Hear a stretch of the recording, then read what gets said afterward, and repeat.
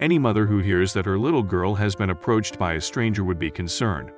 So, when one young girl admitted to talking to a man before school, her mother knew she had to drive over and check things out. She was left stunned to learn what he's been doing for 15 years. Gina Arnold was perplexed when her young daughter Aubrey became upset after forgetting to tell her mom to drop her off along the street down from her school. As the mother questioned her daughter about why she was so displeased, Aubrey admitted she wanted to talk to the cute, little old man named Wally Richardson before going to class. Aubrey proceeded to reveal to her mother that Wally always waits outside the school for the children, and his mere presence makes her day. Although this would likely cause any mother a bit of alarm initially, Gina knew there was no reason to worry when she met the elderly man the kids had dubbed Mr. Knuckles. Wally Richardson, a 94-year-old veteran who joined the U.S. Navy during World War II and was a fighter pilot in the Korean War, hasn't quit serving his country yet. Instead of a war zone, however, he's now taken the fight to better our nation to the sidewalk outside of his local middle school, where he has earned the nickname Mr. Knuckles for what he does to the kids there. No, the California resident isn't abusing them as the name might initially make one think. He's not offering them knuckle sandwiches. Instead, Mr. Knuckles is giving the kids words of wisdom, complete with a complimentary fist bump before they start their day.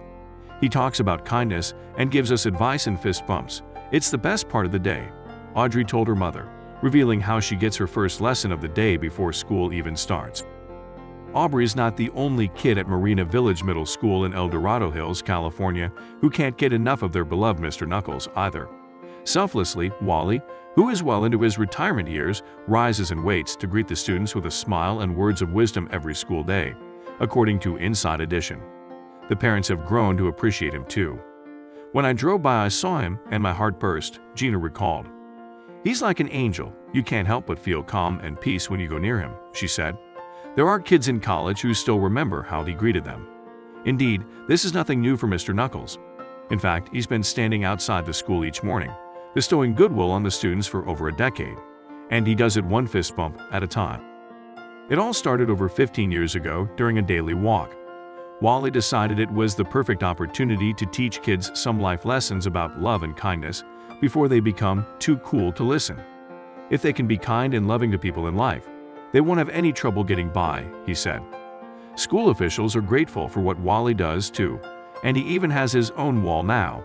It takes one significant adult in a kid's life, and you can impact them forever. And Wally is that person with kids, Cheryl Olson, the school superintendent, said, and she's right. When Wally interacts with the kids, it's easy to forget an 80-year age difference even exists. Knowing what's right doesn't mean much, unless you do what's right, is just one of the many thoughtful things Wally Richardson tells students on their way to school. Be kind whenever possible, he advises them too, as they excitedly respond by saying, it's always possible. He's not only full of Wally-isms, but he's also got a few jokes too. However, parents say it's his motivational messages that their kids look forward to the most in the morning. And a motivation he is indeed, for both young and old. Although his wife used to accompany him, she no longer walks so well, but Mr. Knuckles knew he couldn't give up the tradition.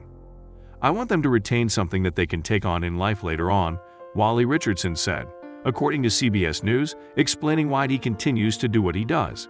And there's little doubt he's succeeding in giving them that.